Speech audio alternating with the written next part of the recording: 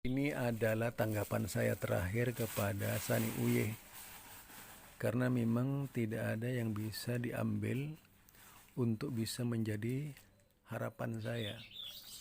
Rata-rata hanya didasarkan kepada kejahilannya sebagai seorang yang berilmu.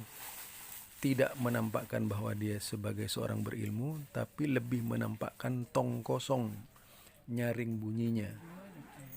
Ini saya dari Zulkarnain El Maduri yang sekarang ini mukim di Jakarta. Tepatnya di antara sela-sela masyarakat Jakarta. Bismillahirrahmanirrahim. Assalamualaikum warahmatullahi wabarakatuh. Alhamdulillah. Fa inna ahsanal kalami kalamullah wa khairal huda huda Muhammad sallallahu alaihi wasallam wa syarrul umuri muhdatsatuha wa inna kulla muhdatsatin bid'ah wa kulla bid'atin dalalah wa kulla dalalatin finnar. Wow. Sebenarnya saya sudah tidak ingin menanggapi ya. Ini terakhir sekali saya menanggapi orang tidak tahu ilmu hadis. Orang yang asal ngomong berkaitan dengan hadis dan caranya menanggapi hadisnya sendiri itu tidak bisa ternyata. Arogan ya, sudah bodoh, goblok, fahaul ahlam masih gitu. Menunjukkan kebodohannya masih. Ya. Jelaskan dan tidak membantah masih. Jadi ngomongnya ngelantur kemana-mana gitu. Bagaimana dia bisa mengungkap keberadaan sebuah hadis ya? Kalau masih tutak itu ya di dalam memahami sebuah hadis, tidak akan pernah tahu tuh dari mana sumbernya saya menyebut hadis itu mungkar dan apa saja akan pernah tahu itu. Ya itu hanya pop yang mengatakan udah cukup sampai di situ saja. Kalau seorang itu tidak menguasai dan bidangnya gitu. Tetapi karena malu, masa muda merasa bisa baca kitab tapi kayaknya masih pamit, tidak menunjukkan bahwa yang memiliki dan sebagainya. Itu yang saya perhatikan dari dia. Lalu bagaimana bisa berdebat kalau ngawur seperti itu cara berpikirnya? Aduh, itu rata-rata. Kalau dulu itu Idrus Ramli bersama siapa namanya? Don ini seorang salaf yang memiliki kecerdasan luar biasa.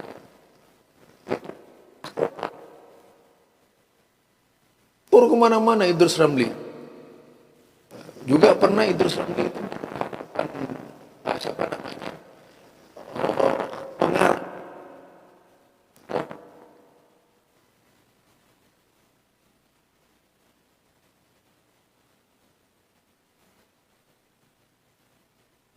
Padahal ngelantur gitu, ngomongnya tidak jelas.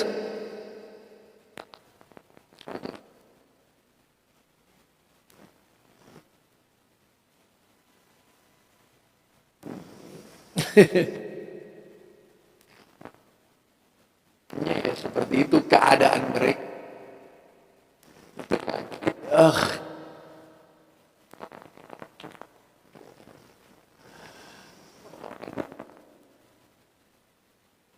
Dungu itu hanya bisa berbicara tong kosong.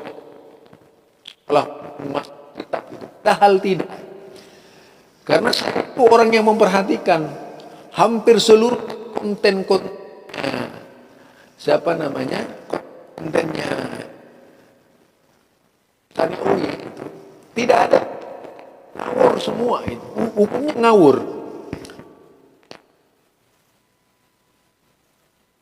Ya, tapi itu yang ada di ruangan kamarnya itu pada akhirnya apa? Tidak bisa memahami ilmu dengan benar. Dasar-dasarnya ilmu itu kan kemampuan di bidang ilmu hadis terlebih dahulu. Kemudian kemampuan dalam bidang asar, kemampuan dalam bidang fikih, itu baru fikih terakhir itu. Kemampuan bidang tafsir, ini dengan keberadaan yang sangat terbatas sekali.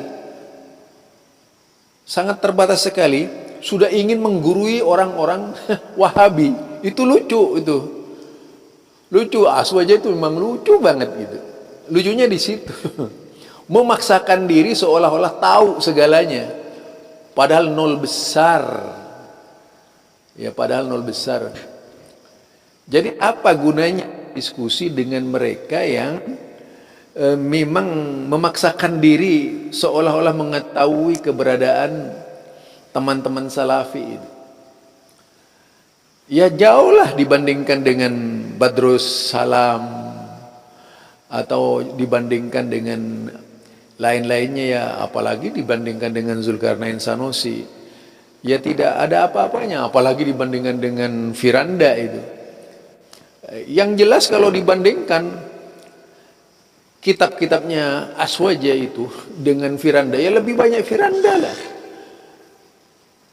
Tidak hanya melihat dari satu sudut pandang. Kalau Firanda itu jelas kitabnya bukan main-main ya, sudah pasti, apalagi ada di peristiwa, sudah pasti kitabnya itu memenuhi seluruh ruangan pustaka. Tapi kalau ini apa? Kitab dukun. Itu ya yang kita perhatikan. Itu kemudian ini saya kalau ingin ini hanya menjawab ucapannya Sani saja. Dan saya itu kalau melihat cara berpikirnya teman-teman Aswaja mengenai istiwa, itu saya ketawa perut tuh, ketawa apa? Karena ruang lingkup Asy'ariyah terus itu satu contoh ya. Kalau kita berbicara istiwa pasti larinya ke sana gitu. Tidak mau buka kitab yang lain-lain karena memang itu doktrin gurunya itu. Kemarin saya itu dibantah mengenai sifat 20 oleh teman siapa ya, teman Aswaja juga dari Madura juga, kayaknya saya cuma belum kenal itu. Tapi dia sopan santun banget tuh. Nanti saya ungkap tuh, sopan banget. Caranya membantah saya sangat sopan, benar-benar ilmu ya. Menunjukkan ilmuannya, menunjukkan adabnya. Dia orang Madura. Saya yakin dia benar-benar santri yang adab, punya adab. Menanggapi saya dengan bahasa yang lemah lembut. Baru itu dia kan sedikit sekali, sangat sedikit sekali.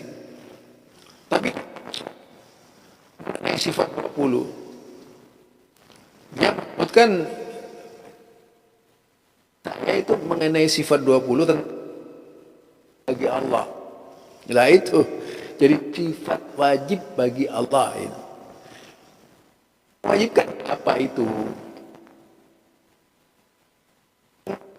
Itu siapa? Wajib.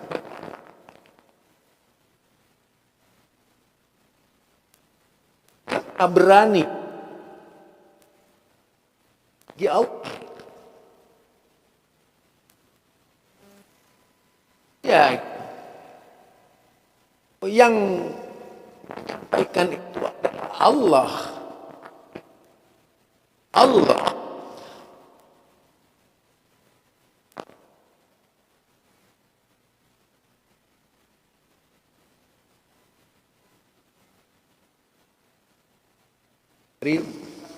Ya, diri gitu dari ulama ini tambah berkembang itu dari Abu Hasan tadi dikembangkan Abu Hasan menjadi dengan Abu Mansur dan kitab akidah dan Aqidatul awam seperti itu. Da'u billahi warrahmani ila akhir itu kan. Nah, dari sana pada akhirnya sifat wajib menjadi materi di pesantren-pesantren, di pesantren tradisional itu. Kedudukannya kitab awam ini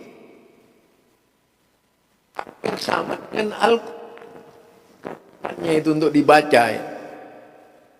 Halnya dengan yaitu apa namanya yang ditulis di dalam kitab I'anatul Talibin yang harus dibaca pada hari Jumat. Sudah sholat Jumat tuh itu laris yang disandarkan ke Abu Nuwas itu. Seperti ilahi lastulil qidasi ila akhir itu.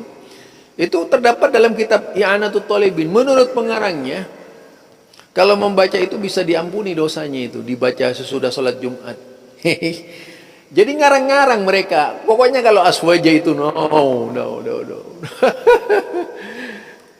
Kitabnya itu aneh-aneh ya, aneh-aneh.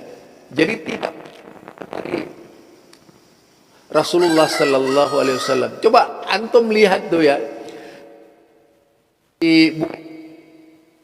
Ada doa hari Senin, ada doa hari Selasa, ada doa hari Rabu, hari Kamis, hari Jumat, supaya banyak rezeki dan sebagainya. Itu berserat, bersaing gitu, agar disetel, siapa yang nyetel itu rezekinya bisa banyak. Nah, itu semua itu ngarang-ngarang, hal-hal seperti itu ngarang-ngarang, rekayasa gitu. Jadi itu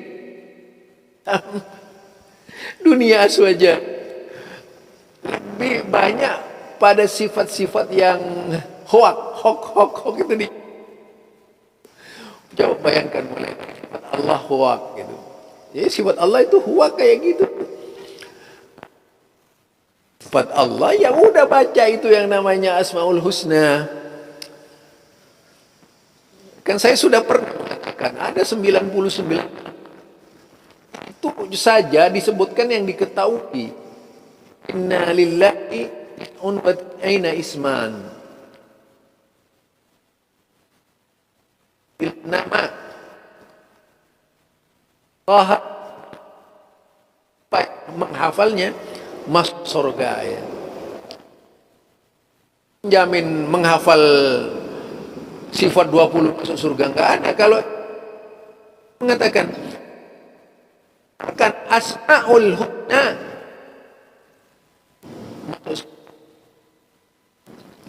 man ahsaha